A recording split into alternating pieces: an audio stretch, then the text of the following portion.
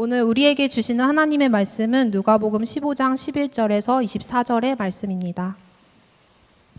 또 이르시되 어떤 사람에게 두 아들이 있는데 그 둘째가 아버지에게 말하되 아버지여 재산 중에서 내게 돌아올 분깃을 내게 주소서 하는지라. 아버지가 그 살림을 각각 나눠 주었더니 그 후 며칠이 안 되어 둘째 아들이 재물을 다 모아가지고 먼 나라에 가 거기서 허랑방탕하여 그 재산을 낭비하더니 다 없앤 후 그 나라에 크게 흉년이 들어 그가 비로소 궁핍한지라. 가서 그 나라 백성 중 한 사람에게 붙여 사니 그가 그를 들로 보내어 돼지를 치게 하였는데 그가 돼지 먹는 쥐업 열매로 배를 채우고자 하되 주는 자가 없는지라. 이에 스스로 돌이켜 이르되 내 아버지에게는 양식이 풍족한 품꾼이 얼마나 많은가. 나는 여기서 주려 죽는구나. 내가 일어나 아버지께 가서 이르기를 아버지, 내가 하늘과 아버지께 죄를 지었사오니 지금부터는 아버지의 아들이라 일컬음을 감당하지 못하겠나이다. 나를 품꾼의 하나로 보소서 하리라 하고 이에 일어나서 아버지께로 돌아가니라. 아직도 거리가 먼데 아버지가 그를 보고 치근히 여겨 달려가 목을 안고 입을 맞추니 아들이 이르되 아버지, 내가 하늘과 아버지께 죄를 지었사오니 지금부터는 아버지의 아들이라 일컬음을 감당하지 못하겠나이다 하나 아버지는 종들에게 이르되 제일 좋은 옷을 내어다가 입히고 손에 가락지를 끼우고 발에 신을 신기라. 그리고 살찐 송아지를 끌어다가 잡으라. 우리가 먹고 즐기자. 이 내 아들은 죽었다가 다시 살아났으며 내가 잃었다가 다시 얻었노라 하니 그들이 즐거워하더라. 아멘. 하나님의 말씀입니다. 다 자리에 앉으시겠습니다. 오늘도 젊은이 교회에 오신 여러분, 예배에 오신 여러분 주의 이름으로 축복합니다. 살아계신 하나님 늘 언제나 우리와 함께 계십니다. 제가 지난주에 이어서 누가복음 15장 돌아온 탕자 이야기를 가지고 여러분과 오늘 말씀을 나누려고 합니다. 성 어거스틴 아시나요? 어거스틴? 아마 교회 다니시는 분들 한 번은 들어봤을 이름이죠. 기독교 역사에 가장 큰 영향력을 끼친 사람 중에 한 명입니다. 그런데 이 성 어거스틴이 젊었을 때는 그렇게 마음을 못 잡고 방황을 했습니다. 18살 때 벌써 사생아를 낳았고, 그리고 청년 시절에는 마니교에 심취하고, 그리고 신플라톤주의 철학에 심취하여 그가 하나님을 완전히 떠나 있었어요. 그런데 그렇게 음란하게 살면서도 고민인 것이 마음에 만족이 없어요. 채워도 공허하고. 그러다가 33살에, 그의 나이 33살, 밀라노의 한 정원에서 아이들의 노랫소리를 들어요. 아이들이 저쪽에서 노는데 가사가 톨레레게 집어서 읽어라 라는 뜻이에요.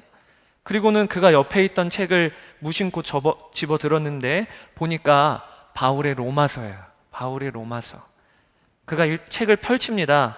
그리고 처음 본 구절이 나오는데 그게 로마서 13장 13절에서 14절입니다.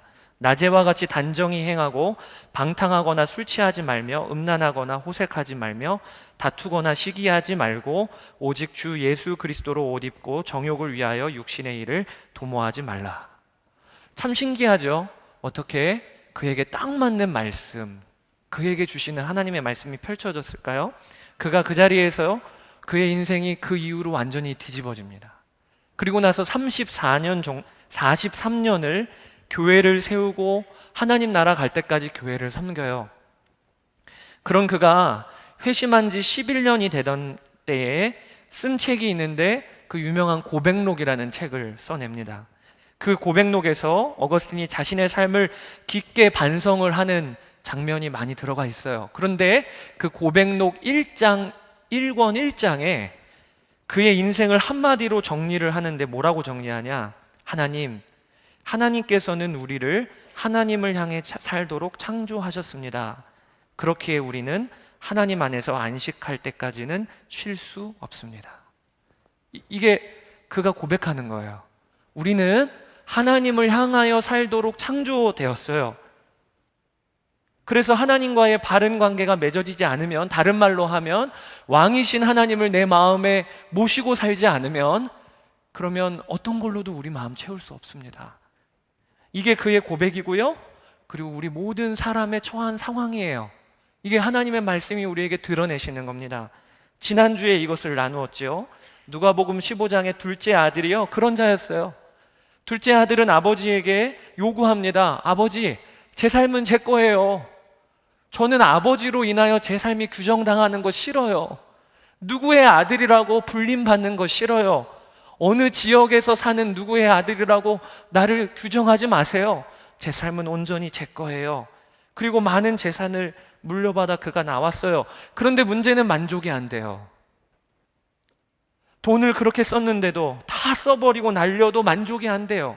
그래서 표현하기를 허랑방탕하게 살았다고 표현을 합니다. 여러분, 우리는요, 둘째 아들을 향해서 탕자라고 얘기합니다. 성경에는 탕자라는 말이 없다고 했지요. 왜 우리가 탕자라고 얘기하냐면 그가 돈을 허랑방탕하게 다 쓰는 과정이 우리 안에 그려지니까 얼마나 방탕하게 살았겠어. 그런데 여러분, 우리가 알아야 해요. 이 둘째 아들의 진짜 문제는요, 저 먼 어느 땅에 가갖고 절제 없이 살았던 게 문제가 아니에요. 진짜 문제는 어디서부터 시작이 된 거냐면 그가 아버지 밑에 있을 때부터 이미 문제는 시작된 거예요. 그때부터 이미 그는 방탕한 자였어요. 어떤 점에서 아버지를 인정하지 않아요. 아버지의 아들로 있는 게 싫어요. 여러분, 우리가 이것을 알게 되면요, 한 가지 결론에 이르게 됩니다. 어떤 결론이냐면, 나도 겉으로는 멀쩡해 보이지만 탕자일 수 있구나. 오늘 이 자리에 나와 있는 우리들 가운데서도 겉으로 보기에는 뭐 방탕하게 사는 것 아니에요. 그런데 우리의 마음에 지난 한 주간을 되돌아보면 내 마음에 하나님 모시는 건 싫어요. 왜냐하면 그분은 왕이시니까. 왕이신 하나님이 내 마음에 와서 내가 그분을 모시기 시작하면 나는 꼭 억누를 것 같고 종이 될 것 같아요. 그게 우리 안에 있는 기본적인 마음이에요. 탕자예요. 성경은 그거를 탕자라고 하는 거예요. 여러분들에게 이 눈이 열리면 좋겠어요. 그래야 오늘 이어지는 말씀이 또 내 말씀으로 붙잡을 수가 있어요. 오늘 한번 본문으로 들어가 볼게요. 이제 아버지를 떠난 둘째 아들에게 돈이 다 떨어졌어요. 그 많던 돈이 다 날아간 겁니다. 그런데 오늘 본문에 보면 이 아들에게 또 하나의 악재가 닥쳐와요. 그게 뭐냐면 14절에 다 없앤 후 그 나라에 크게 흉년이 들어 그가 비로소 궁핍한지라. 마침 그 땅에 흉년이 든 거예요. 그러니까 둘째 아들은요, 그 많던 돈 어디다가 뿌렸겠어요? 술 친구라도 있었을 거 아니에요. 그렇죠? 재밌게 밤마다 어울려 다녔던 친구들이 있었을 거 아니에요. 그런 인간관계라도 있었는데요, 그 땅에 흉년이 들었어요. 그러니까 도와줄 사람이 아무도 없어요. 내 코가 석자인데 누굴 도와줘요? 그러니까 사람들도 다 떠나요. 그리고 본문에 그가 비로소 궁핍한지라. 이제는 의지할 데가 아무것도 없는 거예요. 그래서 그가 간 곳이 어디냐면 돼지 농장에 들어갑니다. 그리고 돼지를 치는 품꾼이 돼요. 여러분, 그 당시에 유대인들에게 있어서 돼지는요, 가증한 동물이에요. 그래서 어떤 직업 중에 돼지를 치는 농장에 운영을 하고 있다, 도무지 그런 일은 받아들일 수도 없고, 직업 중에 있어서도 아주 천하고 가증한 직업이에요. 오해하면 안 되죠. 지금은 그렇지 않죠. 이방 땅에서 유대인들이 지옥의 불쏘시개라고 얘기하는 정도의 이방 땅에서, 그것도 돼지 농장에 가서 품꾼이 되었다. 이건 뭘 말하는 거냐면 더 이상 내려갈 데가 없다는, 바닥이 없어요. 이제 바닥까지 온 거예요. 희망도 없어요. 그게 둘째 아들의 상황이에요. 그런데 본문에 보면 여기서부터 예수님의 이야기에 놀라운 장면이 등장하는 거예요. 어떤 일이 벌어졌냐면 우리 17절 말씀 한 번에 같이 읽겠습니다. 17절. 이에 스스로 돌이켜 이르되 내 아버지에게는 양식이 풍족한 품꾼이 얼마나 많은가. 나는 여기서 줄여 죽는구나. 아들이 인생의 제일 밑바닥에 내려갔을 때 그때 불현듯 생각났어요. 뭐가? 아버지가. 맞다, 아버지. 내게 아버지가 계시지. 그리고 그 아버지는 부유하시지. 품꾼이 많지. 참 염치도 없죠. 본인이 아버지를 부정하고 돈 받아 나올 때는 언제였는데 또 아버지 생각이 나요. 아들이 이런 생각이 들자 곧바로 아버지에게 갈 다짐을 하고 연습합니다. 아버지한테 가면 그 어떤 염치로 봐요. 아들이 그러니까 어떻게 말할까? 그리고 대본을 짜요. 아버지, 저도 제가 한 짓 뭔지 알고 있어요. 그래서 제가 다시 돌아왔는데 제가 돌아온 이유는 아들로 받아달라는 거 아니고요. 품꾼으로 받아주세요. 제가 이 집에서 품꾼으로 일할게요. 이렇게 연습을 해요. 그리고는 아버지께로 돌아갑니다. 그리고 탕자의 하이라이트 장면이 등장하는 거예요. 아들이 마을 입구에 다다랐어요. 그런데 갑자기 저기에서 어떤 한 사람이 달려오는 거예요. 그래서 아들이 누군가 봤더니 세상에 아버지예요. 나 죽었구나. 아버지가 지금 달려오는 모습이 하여튼 난 오늘 죽은 거예요. 너 이 녀석 하면서 뭐 하다가 왔고 무슨 염치로 왔어 이럴 줄 알았는데, 그래서 이제 외웠던 거 다시 점검하고, 그런데 아버지가 오시더니요, 아들의 말은 듣지도 않고 곧바로 목을 안고 입을 맞춰요. 그러니까 아들이 너무 민망하니까 대사를 외워요. 아버지, 제가 하늘과 아버지께 죄를 지었는데 아들이라고 감당하지 못하겠습니다.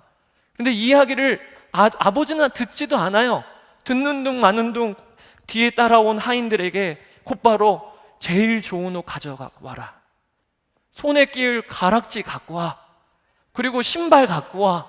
하인들한테 얘기해요. 그리고 살찐 송아지 잡아라, 우리 오늘 잔치한다. 이게 오늘 탕자의 하이라이트예요. 여러분, 오늘 말씀을 읽으면요, 우리 여러분 개인적으로 말씀을 이렇게 묵상하면서 오늘 누가복음 15장 읽으면요, 아마 대부분의 사람들은 다 미소가 나올 거예요. 아름다운 장면이에요. 아버지가 아들이 오는 것을 멀리서 보고 달려나가실 때, 그때 예전에 그 TV 프로그램 중에 생방송 사람을 찾습니다 알아요? 거기에 보면 사람이 만날 때 노래 나오잖아요. 잘 모르세요? 제가 노래를 고3 your lady 막 이러면서 나오잖아요. 아세요? 그런 노래 나올 것 같잖아요. 오늘 이 본문 장면에. 아무튼 아름다워요. 네, 오늘 본문 장면은 참 아름다워요. 그래서요, 이 돌아온 탕자 이야기가 모티브가 되어서요, 많은 이들이 그림을 그려요. 그래서 한 번쯤은 보셨을 거예요. 렘브란트의 돌아온 탕자. 너무 유명한 그림이지요. 또 어떤 문학가들은 이걸 모티브로 해서 이야기도 그려내요. 그런데 여러분, 그런 문학 작품이나 그런 그림을 보면요, 하나같이 특이한 것이에요. 하나 있어요. 그게 뭐냐면, 사람들이 이 탕자의 이야기를 그리거나 이야기할 때 그 이야기에 나오는 아버지를 어떻게 그리냐면, 매일 문 밖에 서서 기다리시는 아버지. 아버지는 오매불망이에요. 아버지는 늘 문 앞에 서서 마을 입구 바라보면서 아들을 그리워하며 늙어가시는 아버지, 그런 이미지로 나와요. 렘브란트의 탕자의 귀향인가요? 돌아온 탕자의 귀향, 거기 그 그림만 봐도 아버지는요, 눈을 잘 못 떠요. 눈이 침침해요. 물론 그 의미는 아들의 죄를 보지 않겠다고 하는 작가의 아주 중요한 의도가 담겨 있지만, 그러나 기본적으로는 아버지가 파파 할아버지예요. 파파 할아버지. 이게 아버지는 늘 매우 피동적으로 그려져요. 그리고 탕자가 능동적으로 그려져요. 탕자가 생각하고, 탕자가 아버지께 달려가고, 그래서 돌아오니까 그제서야 아버지가 마을 입구로 달려나가는, 이게 우리가 생각하는 돌아온 탕자 이야기 분위기예요. 그런데 여러분, 오늘 여러분과 나눌 게 있는 거예요. 실은 그렇지 않아요. 이 아버지와 아들의 만남이 이루어지기 위해서는 아들이 아버지 생각하고 돌아갔기에 비로소 가능했던 게 아니에요. 탕자의 비유에서는요, 주체가 아들이라기보다는 오히려 아버지예요. 예수님은 이 비유를 말씀하실 때 아버지는 잃어버린 아들을 향해 발 동동 구르면서 기다리시는 분이라고 말씀하시려는 게 아니에요. 하나님은 우리 돌아오실 때까지 동동 발 구르시면서 기다리시는 하나님이라는 것을 말씀해 주시려고 이 이야기를 하신 게 아니고요, 그와는 정반대로 아버지는 이 이야기 속에서 아들이 돌아올 수 있도록 적극적으로 아버지께서 행하신 일이 있어요. 그게 이야기 속에 담겨 있어요. 저는 오늘 그것을 여러분과 나누고 싶어요. 그 두 가지 일이 있어요. 첫 번째는요, 아버지가요, 그 아들을 찾아가셨어요. 그 이야기가 여기 숨어져 있는 거예요. 아마 여러분들 중에는 오늘 목사님 너무 나가셨다, 너무 나가셨어, 본문에 아무리 봐도 없어요. 아버지 찾아가셨다는 말씀 없는데 성경 너무 막 해석하시는 거 아니야? 진짜 우리 무시하는 거 아니야? 모른다고? 아마 그런 생각이 드실 수 있어요. 그런데 여러분, 제가 그렇게 말씀드리는 이유가 있어요. 원래 이 돌아온 탕자의 비유는요, 하나의 독립된 비유가 아니에요. 이 돌아온 탕자가 쓰여 있는 누가복음 15장에는요 총 3가지 비유가 담겨 있어요. 이런 장은요 복음서에서 드물어요. 한 번의 비유가 한 장에 3가지 비유가 연이어 나오는, 중간중간에 이런 것도 없어요. 연이어 비유가 나오는 건 되게 드문 장이에요. 하나는요, 잃어버린 양 한 마리 찾기 위하여 99마리 놔두고 길을 나선 목자의 비유가 나와요. 여러분 아시죠? 양 한 마리 잃어버렸더니 목자가 99마리 놔두고 양 한 마리 찾아가 갖고 왔어요. 그리고 잔치를 벌여요. 두 번째 비유는요, 한 드라크마를 잃어버렸던 여인의 비유예요. 이 여인도요 10드라크마를 갖고 있었어요. 드라크마는 은전의 단위예요. 그런데 한 드라크마를 잃어버려요. 그랬더니요 집안을 다 뒤집어 엎네요. 그리고 결국에는 드라크마를 찾더니요 잔치를 벌이네요. 이게 첫 번째, 두 번째 비유가 나오고요, 돌아온 탕자 비유가 그 다음에 이어지는 거예요. 여러분, 예수님께서 이 비유를 연달아 드신 상황을 우리가 알아야 해요. 예수님이요 예루살렘으로 여행하시는 길에 한 번은 바리새인들과 서기관들이 예수님을 찾아옵니다. 예수님이라는 분의 소문을 듣자 하니까 그렇게 지혜로우시다며, 또 그렇게 비범하시다며. 그래서 종교 지도자들이 찾아와요. 그런데 와서 보니까요 마침 예수님께서 세리와 죄인들과 함께 식사를 잡수고 계신 거예요. 그 장면을 보고 종교 지도자들이 수근수근 거립니다. 저 예수란 사람 괜찮은 줄 알았더니 어떻게 저 죄인들과 세리와 식사를 하네. 여러분, 왜 이런 생각을 할까요? 그 당시에는 누구와 함께 식사한다는 말은 뭐냐면 그 사람을 받아들인다는 얘기예요. 인정한다는 얘기예요. 세리인데, 죄인인데, 그 죄인이라는 중에 누가 있었겠어요? 도둑질하는 사람도 있었겠고, 남의 물건을 손에 끼치는 사람도 있었겠고. 그런데 예수님은 그들과 함께 식사를 하는 거예요. 바리새인들은 이게 이해가 안 돼요. 그래서 예수님을 비난합니다. 그때 예수님께서 비유를 드신 거예요. 그래서 이 누가복음 15장 3절에 이렇게 시작해요. 예수께서 그들에게 이 비유로 이르시되, 이렇게 시작해요. 근데 여러분, 우리가 알아야 해요. 이 누가복음 15장 3절 예수께서 이 비유로 이루시되 라고 했을 때 이 비유가요 단수예요. 단수예요. 예수께서 이 비유들로 이루시되 라고 말씀하시는 게 아니고 예수님께서 비유를 하나만 드신 거예요. 그러니까 누가복음 15장의 3가지 비유들이 아니고요, 한 가지 비유로 3 이야기가 서로 이어지는 거예요. 그래서 이 3가지 비유는 내용이 똑같아요. 뭔가를 잃어버렸어요. 그리고 그것을 다시 찾았어요. 그리고 잔치를 벌여요. 여러분, 이 배경에서 오늘 본문을 봐야 돼요. 그러면 보이는 게 있어요. 그게 뭐냐?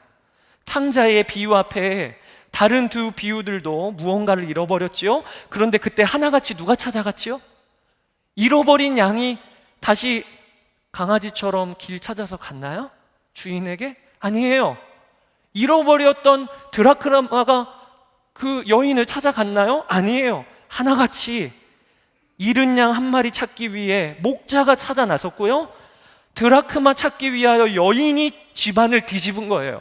그러니까 오늘 본문에 아들이 돌아온 것도 우리가 어떻게 봐야 맞냐면, 아들이 어느 날 맞아, 우리 아버지 계셨지, 내가 돌아가야지, 이거를 회개라고 생각해요. 우리는 그렇지 않아요? 이렇게 생각이 들어 그가 자진해서 아버지를 찾아온 것이 아니고요, 그 전에 아버지가 아들의 마음을 돌이키게 한 역사가 이야기 속에 담겨 있는 거예요. 오늘 본문에 보면 17절에 이에 스스로 돌이켜 이르되, 많은 사람이 이 말에 속아요. 탕자가 자진해서 돌이켜 아버지께로 갔나 보다. 그런데 이 원어는요, 원래 뜻은 이런 말이에요. 비로소 처량한 자기 자신을 보게 되었다는 뜻이에요. 내가 이전에는 그렇게 자존감이 셌어요. 내 인생은 내 거라고 여겼어요. 세상에 죽을 각오하고 나왔잖아요. 둘째 아들은 죽을 각오하고 나왔잖아요. 그런데 좀 배 좀 굽는다고 내 처량한 처지를 생각을 했다. 여러분, 이런 일이 일어나기가 쉬울까요? 어떻게 이런 일이 일어난 거지요? 본문에는 들어가 있지 않지만 그 앞에 두 비유로 하면요, 아버지의 사랑이 그 아들을 찾아가 그 아들을 흔든 거예요. 제가 저희 딸이요, 애니메이션을 보는 게 있어요. 스토리박스라고. 성경에 나와 있는 에피소드들을 스토리박스 1 하면은 그건 뭐냐면 십자가 이야기예요. 저는 하도 많이 봐갖고. 2 하면은 예수 그리스도의 이름으로 마귀를 물리치는 이야기고요. 3는 뭐냐면 탕자 이야기예요. 제가 어느 날 저희 딸이랑 그거 같이 보는데요, 그 애니메이션에는 참 재밌는 이야기를 써냈더라고요. 아버지가요, 거지 복장을 하고 아들이 사는 동네로 찾아왔어요. 그리고 아들이 해가 뉘어질 때 이제 어디서 잘 데가 없으니까 길거리 한복판으로 나와요. 그때 맞춰갖고 아버지가 저 모닥불을 피워놔요. 모닥불을 피워놓고 거기서 거지 형식으로 형색을 하고 앉아 있어요. 아들이 모닥불이 피어 있으니까 거기를 찾아왔어요. 그런데 웬 거지가 한 명이 앉아 있는데 냄새가 너무 나는 거예요. 그래서 아들이 냄새 나요 막 이랬더니 그 거지가 너는 어떻고? 네 꼴은 어떤데? 그랬더니 이 아들이, 이 거지가 나를 몰라? 내가 어떤 사람인 줄 알아요? 어떤 사람인데, 저희 아버지는요 엄청 부자예요. 저희 아버지는 엄청 부호예요. 막 자랑을 하는 거예요. 그때 이 거지가 그래, 니 잘났다. 그리고 자요. 그런데 그 얘기를 듣고 이 둘째 아들이 잠자는데 생각이 드는 게, 맞다, 우리 아버지. 제가 그거 보다가요, 그걸 재밌게 꾸몄네. 처음에는 그렇게 생각을 했는데 누가복음 15장 전체를 읽으면서, 야, 이게 맞다. 아버지가 아들을 찾아갔어요. 아버지가 아들을 찾아갔어요. 사랑하는 여러분, 아들이 아버지의 품으로 돌아온 거, 이게 구원이 무엇인지를 우리에게 드러내는 거예요. 죄인이 하나님 아버지 품으로 돌아온 거, 이게 구원이죠. 그런데 오늘 말씀을 통해 우리가 알 것이 있어요. 구원은요, 우리로부터 시작된 거 아니라는 거예요. 어느 날 내가 내 모습에 비참한 것을 깨달았어요. 나 도무지 못 살겠어. 나 너무 비참하네. 내 삶은 내 건 줄 알았는데 뜻대로 되는 거 아무것도 없어. 도무지 이게 인생은 뭐야? 왜 이렇게 꼬여 있는 거야? 어느 날 그걸 깨달았어요. 그래서 나를 초월한 신이 계시겠지. 그래서 하나님을 찾게 되었다. 이런 구원은 없다는 거예요. 우리가 누리는 구원은요, 정확히 말하면 내가 하나님을 찾아간 게 아니라 하나님이 우리를 찾아오신 거예요. 돌아온 탕자의 아버지, 그리고 나아가서는 우리의 아버지 하나님은 무슨 일을 하시는가? 잃어버린 우리를 찾아오셨어요. 우리가 그분을 찾지 않았을 그때에, 그분을 모를 그때에 그분이 나를 찾아오세요. 이게 둘째 아들에게 일어난 일이고요, 우리에게도 일어난 일이에요. 함석헌 선생님이 님이 오신다라는 시를 쓰셨는데, 제가 그 시를 읽다가 참 마음에 와닿은 적이 있어요. 그 시가 이렇게 시작이 됩니다. 님이 오신단다. 길 닦아 예비하자. 내 집에 오시는 님, 날 보러 오시는 님을 그저 어찌 맞느냐. 높은 것 낮추고 우물어진 것 돋우고 굽은 길을 곧게 하고 지저분한 것을 다 치워 님이 바로 오시도록 하자. 함석헌 선생님이 어느 날 님이 오신대요. 여기서 님은 누구를 말하는 거냐면 예수님을 말하는 거예요. 그래서 시인이요, 집안 청소를 해요. 그런데 문제가 하나 생겨요. 그가 이제 마음을 먹고 청소를 하려는데 깜빡 잠이 들어버리고 말았어요. 시가 이렇게 이어져요. 님을 기다린다면서 그저 잤구나. 이것저것을 온 방 안 허투루 늘어놓아 그저 앉으실 곳도 없이 했구나.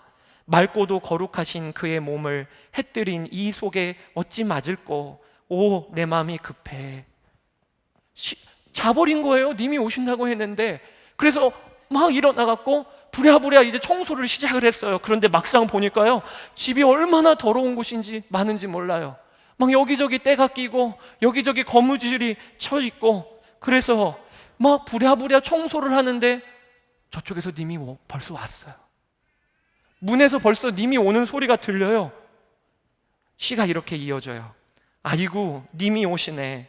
저기 벌써 오시네. 이를 어찌노? 어딜 들어오실 날꼬?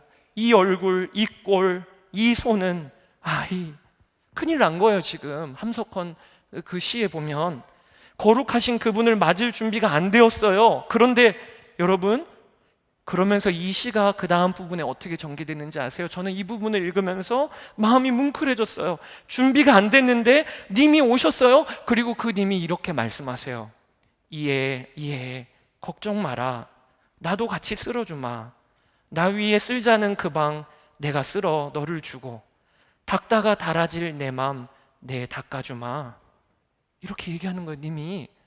그래서 비로소 시인이 깨달았어요. 내가 기다리던 님은 내가 준비가 되어야 오시는 님이 아니고 그 준비조차 함께 하시는 님이구나. 그 준비조차 같이 해주시는 님이구나. 그러면서 그가 시의 마지막에 이렇게 고백해요. 쓸자 닦자 하던 마음 그것조차 맘뿐이고 님이 손수 쓰시고 나까지도 안질하시니 제 자랑이라고는 없소이다. 참 없소이다. 여러분, 이게 무슨 마음인지 알겠어요? 함석헌 선생이 쓴 시의 그 님이요, 그대로 오늘 둘째 아들을 맞이하는 아버지와 같지 않나요? 그 아버지는 어떤 분인지 아세요? 아들을 기다리시다가 오매불망하시는 분이 아니시고요, 어느새 먼저 찾아가셔서 둘째 아들이 돌아올 것을 준비시키셨어요. 그게 아버지예요. 그런데 여러분, 하나님은 그대로 우리에게 그렇게 역사하신다니까요. 저는 신앙생활하면서 이런 경험 너무 많이 해요. 제가 되돌아보니까요, 그때 나는 하나님 몰랐었어요. 그런데 하나님께서 먼저 제 마음에 하나님을 알고 싶은 마음을 주셨어요. 저는 기도가 뭔지도 몰랐었어요. 그런데 하나님이 어느 날 나에게 기도할 마음을 주셨어요. 저는 바쁘게 사느라 말씀 생각지도 않았었어요. 그런데 어느 날 하나님께서 내 마음에 말씀을 읽을 부담을 주셨어요. 제가 시작한 게 아니고요, 그분이 먼저 시작했어요. 제가 말씀을 준비하면서 찬송가 310장이 그렇게 떠올라요. 찬송가 310장. 하나님의 은혜로. 여러분 아세요? 하나님의 은혜로 이 쓸데없는 자 왜 구속하여 주는지 난 알 수 없도다. 그런데 그 찬송가 310장 3절에 뭐라고 고백이 되어 있냐면, 왜 내게 성령 주셔서 내 마음 감동해 주 예수 믿게 하는지 난 알 수 없도다. 내가 먼저 믿은 게 아니에요. 어느새 내 마음에 오셔서 내 마음을 감동해 주 예수 믿게 하는지 난 알 수 없도다. 여러분, 오늘도 우리가 하나님 믿는 것이요, 내가 기어이 믿어주는 것 아니고요, 예배 드려주는 것도 아니고요, 그분이 내 마음을 이끄시고 날 붙드셔서 이 자리에 세우셨다는 거예요. 이게 오늘 예배 드리는 우리들의 고백이고요, 이 일에 있어서 누구라도 다 고백할 수 있는 거예요. 오늘도 이 예배의 자리에 여러분 왜 나오셨어요? 바쁘고 바쁜데 왜 내게 성령 주셔서 내 마음 감동해. 그래서 오늘 우리가 예배에 나온 거예요. 이 주님의 역사가 없다면 누구도 이 자리에 앉아 있을 리가 없어요. 요한복음 14장 6절, 예수께서 이르시되 내가 길이요 진리요 생명이니 나로 말미암지 않고는 아버지께로 올 자가 없느니라. 그러니까 우리가 오늘 봐야 해요. 주님이에요, 주님. 우리를 이끌어 가시는 분이 주님이에요. 이 자리에 주님의 인도하심을 못 받는 사람 없어요. 그러니까 이 자리에 있는 거라니까요. 오늘도 그래서 여러분, 주님 저 만나주세요. 주님 저도 은혜를 좀 부어주세요. 그렇게 기도하는 분 있으신가요? 정확히 알아야 돼요. 기도를 해도 정확히 기도해야 돼요. 주님이 저를 만나주시는 일은 앞으로 일어나는 일 아니에요. 정확히 말하면 하나님 제가 믿게 해주세요. 내 안에 오셔서 벌써 나를 먼저 만나시고 나에게 감동하셔서 오늘 예배하게 하시는 이미 내 안에 오신 주 예수 그리스도를 믿게 해주세요. 그 진리를 제가 아멘하게 해주세요. 이게 진짜 우리의 기도인 거예요. 하나님께서 뭘 하셨나? 먼저 오셨어요. 이게 오늘 본문 말씀에 아버지가 하신 첫 번째 일이에요. 그리고 오늘 둘째, 탕자의 비유에 또 하나 아버지가 행하신 일이 있습니다. 여러분, 아버지가 단순히 사람이 좋아서요, 둘째 아들 그렇게 방탕해도 돌아오면 받아들인 것이 아님을 우리가 알아야 돼요. 아버지가 아들을 받아들이기 위하여 오늘 본문에 보면 합당한 대가를 치르셨어요. 오늘 둘째가 마을 초입에 다다랐을 때 그는 심각한 위기에 처해 있는 겁니다. 무슨 위기냐면 돌에 맞아 죽을 수 있는 위기에. 이 아들은요, 아직 돌아가시지도 않은 아버지에게 재산을 요구했어요. 그건 뭘 말하는 거냐면 아버지 죽었으면 좋겠어요. 이거는요, 당시에 율법으로 치면 사형감이에요. 이 아들은요, 그 집안의 수치예요. 그러니까 나중에 큰 형의 행동이 한편으로는 이해도 돼요. 어떻게 저놈을 아버지 받아줘요? 왜? 그는 율법으로는 정확한 이야기를 한 거예요. 받아줄 수 없는 거예요. 그런데 이 아들은요, 집안의 수치뿐만 아니라 그 마을의 수치예요. 지금도 우리가 중동 지역에 보면 이 마을의 가정의 어떤 명예살인이라는 이야기를 듣지요. 어떤 사람이 율법을 심하게 범하면 명예살인이 가능한 거예요. 그런데 그 당시 2000년 전에는요, 이 둘째 아들은 집안뿐만 아니라 그 마을 전체의 수치예요. 그래서 이 둘째 아들이 마을에 발을 디뎠을 때 그에게는 심각한 위협이 생겨버린 겁니다. 뭐냐면 돌에 맞아 죽을 수 있는 거예요. 그런데 오늘 이 아버지가 아들을 바라보고 너무 기뻐서만 달려간 게 아니고요, 가서 아들을 와락 덮어버렸어요. 그게 20절이에요. 이에 일어나서 아버지께로 돌아가니라. 아직도 거리가 먼데 아버지가 그를 보고 측은히 여겨 달려가 목을 안고 입을 맞추니. 여러분, 아들이 올 때 아버지가 달려가서 이 아들을 덮어버렸어요. 목을 안고 이 아들을 덮어버렸어요. 그리고 빨리 종들에게 뭐라고 얘기하냐면 좋은 옷 가져와. 그 좋은 옷은 누구의 옷일까요? 우리 집에서 제일 좋은 옷 가져와. 그 누구의 옷일까요? 아버지 옷이, 아버지 옷. 옷 갖고 와, 빨리 입혀.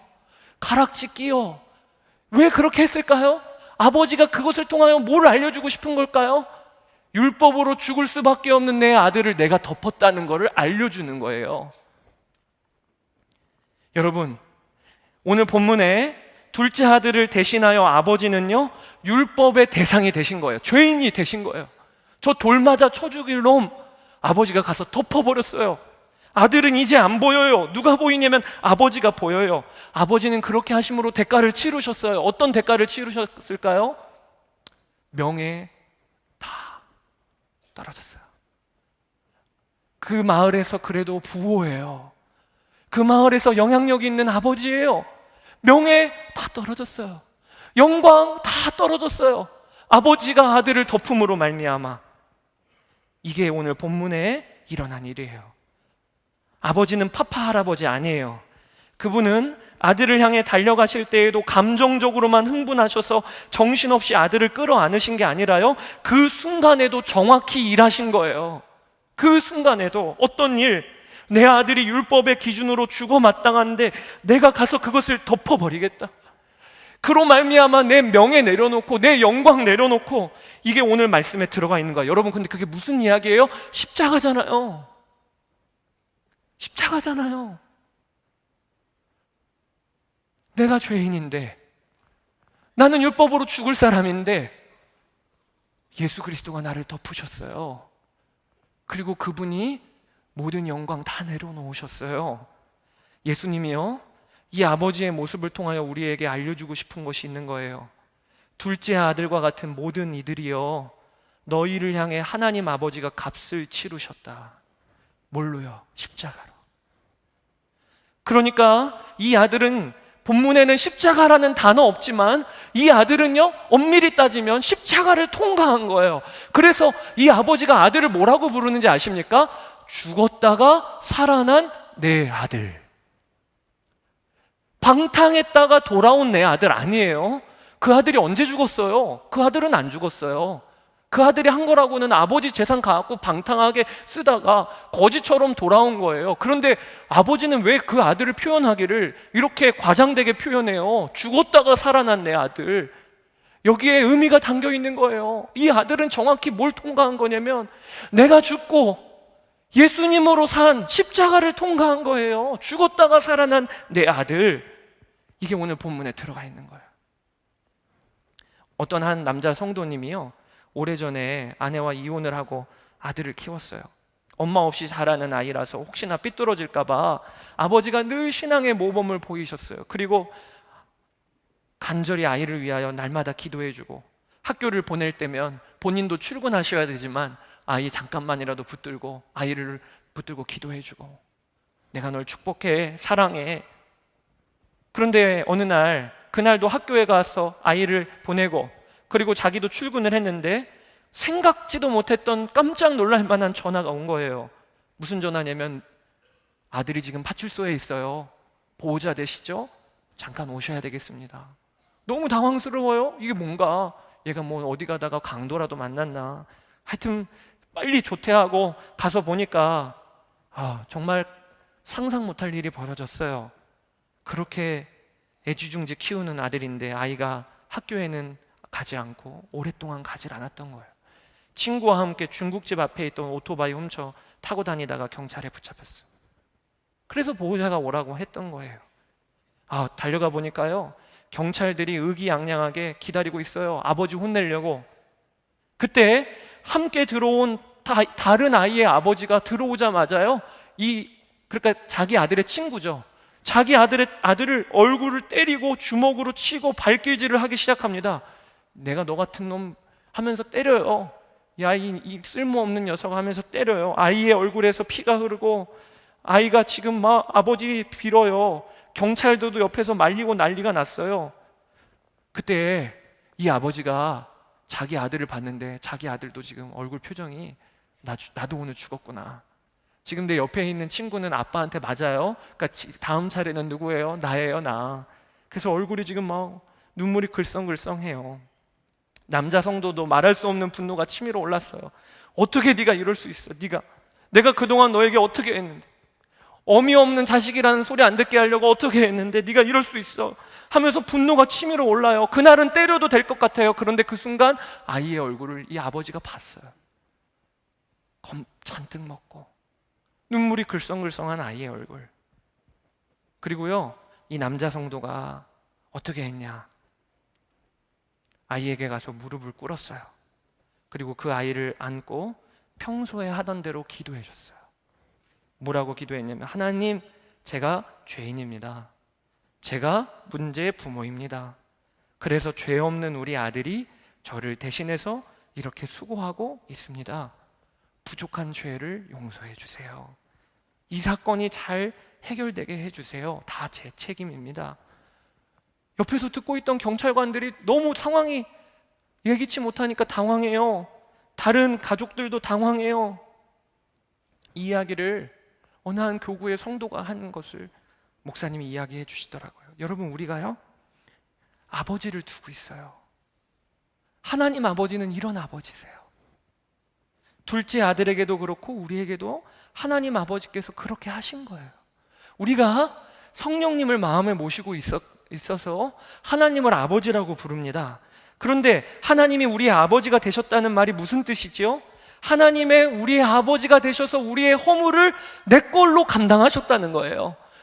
제게 두 딸이 있어요. 저희 두 딸은요, 어디 가서 잘못하면요, 어떻게 하냐? 아빠 부르면 돼요. 저는 가서 할 게 뭔지 아세요? 제 잘못입니다. 제 잘못. 얘네들한테는 뭐라고 하지 마세요. 이게 아빠예요. 그런데 우리에게는 그 하늘 아버지가 계시다니까요. 오늘 본문에 하나님이 그렇게 하신 거예요. 이사야서 44장 22절에 내가 내 허물을 빽빽한 구름같이 내 죄를 안개같이 없이 하였으니 너는 내게로 돌아오라. 내가 너를 구속하였음이니라. 여러분, 오늘 예수님의 이 탕자의 비유를 통하여 예수님은 복음의 핵심을 우리에게 알려주세요. 여러분, 복음은 뭡니까? 복음은요, 하나님이 무슨 일을 하셨는가가 복음이에요. 복음은 설득 아니에요. 자, 너 앉혀놓고 너 죄인이야 아니야? 아니야? 너 잘 들어봐 하면서 죄 알려주고, 너 하나님 사랑 이해해 못해 하면서 알려주고, 아니에요. 복음은요, 선포예요. 그 내용은 뭐냐? 하나님이 이렇게 행하셨다. 예수님은 오늘 우리에게 복음을 알려주시는 거예요. 그 복음의 내용이 뭐예요? 하나님이 너를 찾아가셨어. 하나님을 마음에 두기 싫어하는 너를 찾아가셨어. 너는 그걸 모를지 모르겠지만 네가 오늘 이 자리에 있는 것도 하나님의 그 역사 가운데 있는 거야. 그리고 하나님은 또 무슨 일을 하셨나? 덮어주셨어요. 우리를 덮어주셨어요. 이 이야기를 예수님께서 하시고 계신 거예요. 여러분, 근데 참 이상하지요? 이 복음의 소식이요, 이상하게 나를 살려요. 제가 목회하면서 참 신기한 게, 우리 청년들에게 자신감 갖자, 열정을 가져라, 우리 비상하자, 이런 얘기 아무리 강하게 해도요, 바뀌지 않아요. 그런데 참 이상하게요, 우리 어떤 청년은 재정 문제도 있고, 어떤 청년은 지금 관계 문제도 있고, 어떤 청년은 직장 문제도 있는데요, 이상하죠? 복음은 사람을 살려요. 복음은 뭔가요? 하나님이 어떤 분이신가가 예배 가운데 드러나고, 그 하나님이 멀리서 우리를 멀찌감치 지켜보시는 게 아니라 우리에게 행하신 일이 있어요. 우리를 찾아오셨고, 우리를 덮으셨고, 우리를 그렇게 사랑하셔요. 이 복음의 소식은 우리의 마음을 바꿔내요. 이 복음의 소식은 우리에게 힘을 줘요. 이 복음의 소식은 우리의 삶의 변화를 일으켜요. 여러분, 우리 그리스도인으로서 죄 못 이기고 계신 분 있어요? 세상 가운데 맥을 못 추두고 계신 분 계셔요? 그러면 우리는요, 무슨 습관, 태도 훈련하는 곳으로 들어가는 곳 아니고요, 그럴 필요가 있는 게 아니고요, 복음을 들어야 돼요. 하나님이 나에게 무슨 일을 행하셨나? 예배 때 그분이 나를 찾아오셨고, 그리고 그분이 나를 덮으셨다. 이 복음의 소식을 알게 되면요, 우리는 알게 돼요. 뭘 알게 되냐면, 하나님이 정말 날 사랑하시는구나, 그리고 나와 가까이 계시는구나. 여러분, 정말 그래요. 하나님은 여러분께 가까이 계셔요. 그래서 여러분들이 담대하게 오늘도 하나님께 나아갈 수 있어요. 제가 지난주에 이어서 여러분께 그래서 도전합니다. 이번 한 주간도 고아처럼 살지 마세요. 아빠 없는 고아처럼 살지 마세요. 직장에 가도, 학교에도, 가정에도 우린 고아 아니에요. 내 아버지가 계셔요. 그리고 그분은 나를 덮고 계셔요. 이 눈이 여러분 가운데 열리게 되길 주의 이름으로 축복합니다. 오늘은 여러분과 찬양을 좀 하기를 원하는데요, 이 찬양이 가사가 오늘 말씀하고 잘 연결되는 것 같아요. 온 땅의 주인 되신 주님이 내 이름 아시며 상한 마음 돌보네. 어둠을 밝히시는 새벽별, 방황하는 내 마음 주의 길 비추시네. 그러면서 후렴구에 나로 인함이 아닌 주가 행하신 일로, 내가 행함이 아닌 오직 주로 인하여. 오늘 본문이랑 똑같아요. 아들은 행한 게 없어요. 오직 아버지가 찾아오시고 덮어주셔서, 그래서 비로소 회개도 하고 돌아갈 수도 있고 자녀로 살 수도 있어요. 우리가 오늘 이 찬양을 할 때 이게 좀 소화가 됐으면 좋겠고요. 그리고 오늘은 여러분께 한 가지 특별한 광고를 하나 드립니다. 찬양하고 합심기도하고 제가 축도로 마칠 건데요, 그리고 나서는 끝났네 하고 돌아가지 마세요. 오늘은 후주 후에 특주가 있어요. 아주 우리 청년들 몇 명이 특별한 연주를 해줄 겁니다. 그래서 오늘은 말씀 끝나고, 축도 끝나고 잠깐이라도 말씀을 소화하고 기도하고 가세요.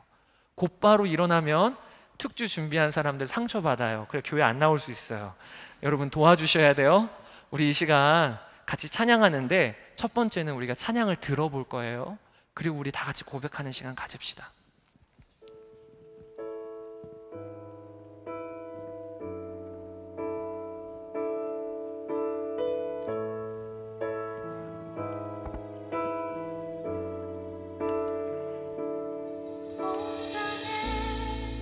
주인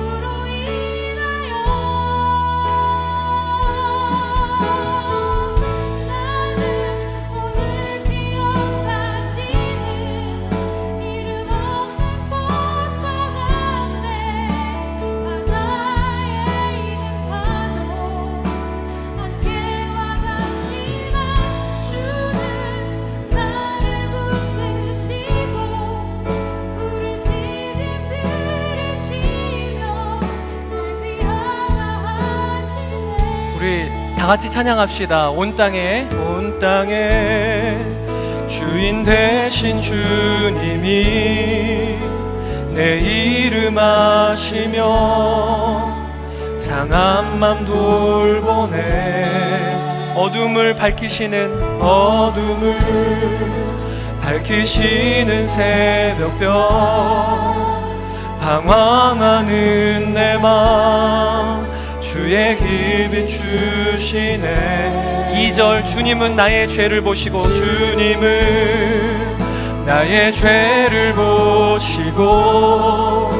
사랑의 눈으로 날 일으키시네. 바다를 잠잠하게 하시듯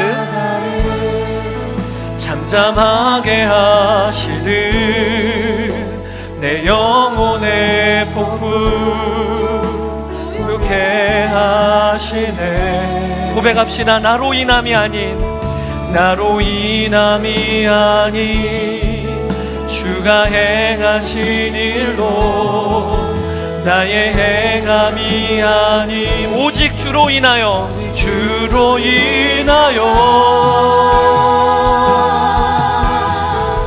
나는 오늘 피었다 지는 이름 없는 꽃과 같네. 바다에 있는 파도 안개와 같지만 주는 나를 붙드시고 부르짖음 들으시며 날 귀하다 하시네. 다시 한번 고백합시다. 나로 인함이 아닌 주가 행하신 일로 나의 행함이 아닌 오직 주로 인하여 아멘. 나는 오늘 피었다 지는 이름 없는 꽃과 같네. 바다에 있는 파도 안개와 같지만 주는 나를 붙드시고 부르짖음 들으시며 날 귀하다. 우리 다 같이 자리에서 일어나서 찬양합시다. 십자가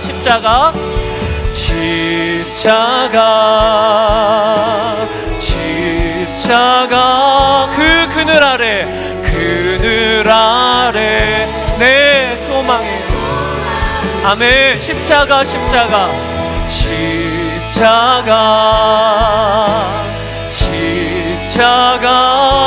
그 그늘 아래 내 생명이 있네. 다시 한번 고백합시다. 십자가 아멘. 십자가 그 그늘 아래 내 소망이 있네. 십자가 아멘. 십자가 그 그늘 아래 내 생명이 있네. 여러분, 이 시간 오늘 한 가지 놓고 기도합시다. 이 시간 기도할 것은 하나님의 행하신 일을 보게 하여 주십시오. 하나님, 정신없이 살다가 오늘 왔는데 하나님, 내가 하나님께 온 게 아니고 하나님이 내게 오셨습니다. 그리고 오늘도 나를 덮고 계십니다. 이 눈이 열리면 반드시 그 사람은 하나님께 담대히 나아갑니다. 하나님, 오늘 우리에게 그 일이 일어나게 해달라고, 그리하여 이번 한 주간도 고아처럼 사는 자 되지 아니하도록 우리 주님의 이름을 한번 부르고 기도하며 나아가겠습니다. 주여, 아버지 하나님, 나의 주, 나의 아버지 하나님, 아버지가 행하신 일을 보게 하여 주소서. 아버지가 행하신 일을 우리가 보게 하여 주소서. 아버지 하나님, 내가 아버지를 찾지 않고 아버지 없이 살았는데 아버지께서는 내 안에 오셨고 아버지께서는 나를 붙드시고 하시고 아버지께서는 지금 나와 동행하고 계시니 하나님의 눈이 열리는 그가 보좌라 믿기를 원합니다. 하나님의 자리에 있는 청년들 한 명 한 명이 하나님 오늘 분명한 믿음의 고백으로 나아가는 역사가 있게 되기를 우리가 원합니다. 강자와 같이 하나님 주를 떠났으나 내게 오셔서 하나님이 나를 진리를 덮으시고 찾아오셨고 하나님 내게 우리의 오셔서 어려움과 나를 만지고 상관없이 계시고 우리의 나를 죄악과 아버지 하나님 상관없이 고아와 같이 나의 버려두지 부족함과 아니하시는 연약함과 아버지 하나님의 약함과 놀라운 상관없이 은혜 하나님이 아버지 나를 하나님의 자녀 놀라운 그 삼아주시고 사랑 나를 사랑하게 말씀하시고 우리가 정말로 나를 열리게 하여 용서하시고 주시기를 나를 원합니다. 도와주시고 그리하여 담대히 하나님께 나아가게 하여 주시고 담대히 하나님과 동행하는 한 주간을 보내게 하여 주시기를 원합니다. 아버지 하나님 나의 주나의 아버지 아버지께서 우리 우리를 청년들 한 명 한 명 찾아오시고 세상의 고아처럼 살지 아니하고 아버지 없는 자처럼 살지 아니하게 하여 주시기를 원합니다. 나의 주님 하나님 그런 분이십니다. 하나님에 대한 눈이 온전하게 띄어질 수 있도록 주여 감사. 하나님 오늘 우리로 하여금 성령께서 눈 열어주시기를 원합니다. 하나님은 멀리서 발을 동동 구르시는 내 모습을 보시며 멀리서 발을 동동 구르시는 하나님 아니시고 내게 오셔서 나로 하여금 준비시키시고 그리고 내가 하나님께로 나아가도록 오늘도 예배의 자리에 나오도록 인도하시는 능력의 하나님, 우리의 머리털까지도 세시는 하나님, 그리고 나를 덮으신 하나님, 십자가에서 분명한 값을 치르신 아버지, 우리의 아버지 되심에 대하여 눈이 열리게 되기를 원합니다. 하나님 그리하여 우리로 하여금 알게 하소서. 우리가 하나님과 멀어졌다고 여기는 건 우리의 감정이고 진리는 하나님이 우리와 함께 계시고 가까이 계심을 알게 하소서. 담대히 주님께 나아가게 하소서. 이번 한 주간에 고아처럼 살지 아니하게 하시고 아버지를 모신 자처럼 가정과 직장과 학교에서 살게 하여 주시기를 원합니다. 세상 가운데 아버지와 함께 있는 자녀임을 드러내게 하여 주시기를 원합니다. 하나님 주님을 찬양합니다. 오늘도 주를 사모하여 하나님께 마음을 드리고 재정을 드린 이들을 축복하시고 하나님 청년의 때에 우리의 물질을 매이지 아니하고 하나님이 내 왕이시고 물질을 부리는 자가 되게 하여 주시기를 원합니다. 하나님 이 나라 민족을 긍휼히 여겨 주시옵소서. 하나님 이 나라 민족이 여러 가지로 혼란스러울 때에 정결하고 거룩한 민족이요 하나님의 복음을 증거하는 나라가 되게 하여 주시기를 원합니다. 위정자들에게 지혜를 주시고 특별히 저 북한 땅에 하나님 북한에 있는 지도자들에게 근원적인 변화를 주시기를 원합니다. 그래서 하나님 하루속히 통일의 소식이 들려오게 하여 주소서. 이면수 목사님을 푸신 주님, 하나님 매이고 풀리는 것은 다 주의 뜻에 있는 줄을 저희가 압니다. 지금도 여전히 묶여있는 주의 종들, 다만 은혜를 더하여 주소서. 견딜 수 있는 힘을 더하여 주시고 그리고 그것을 위하여 기도하는 저희들도 일상의 자리에서 매인 것처럼 살게 하여 주소서. 아버지 하나님 열방에 주의 복음을 증거하는 선교사님들에게 힘을 더하시고 고난당하는 교회에게 오늘도 능력 위에 능력으로 역사하여 주소서. 지금은 우리 구주 예수 그리스도의 크신 은혜와 아버지 하나님의 무한하신 사랑하심과 성령님의 하나 되도록 교통하심이 주를 사랑하여 예배의 자리에 나온 청년들과 성도들 머리 위에 영원토록 함께 하시기를 축원하옵나이다. 아멘.